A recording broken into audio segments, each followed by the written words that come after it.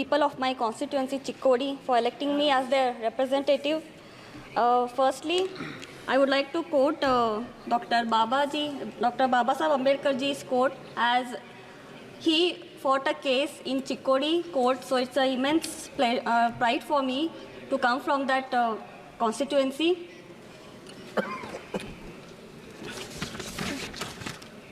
So I would like to quote, the progress of any society depends on the progress of education in that society. But in the recent times in our country, the nation is facing a lot of issues in the education sector. Currently, our nation is facing challenges regarding to the quality, accessibility, and equity in the education. Since 2014, the annual budget for the Ministry of Education has been steadily declining.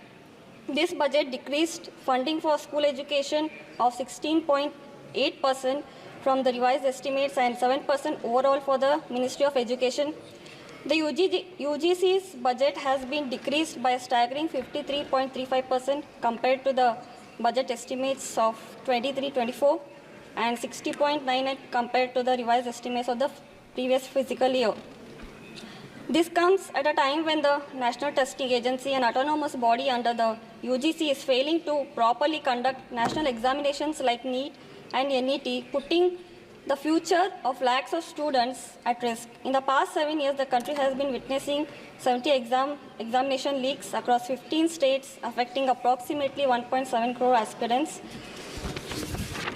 So, and regarding my constituency, I would like to ask the minister through you.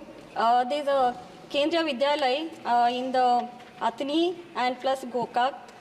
The proposal for them has been sent but has not been approved. So I request the minister through you to sanction them as soon as possible.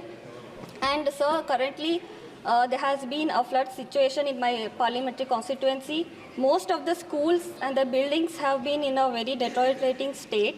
So through you, I would request the minister to revise the format for 10.2, which they provide 2 lakhs per school for the renovation and all, which has been not sanctioned at all due to the flood loss. And also I would like to ask the government, as there are many students in my parliamentary constituency of SC, ST and OBC, whether there has been a lot of privatization in the education sector. So what steps the government has been taking to make sure that the rural background people will be able to access reasonable education in today's time? So I would like to know the answer for that, sir.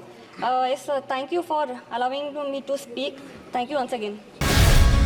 Guarantee news, ಸುದ್ದಿ ಖಚಿತ, ನ್ಯಾಯ ನಿಶ್ಚಿತ.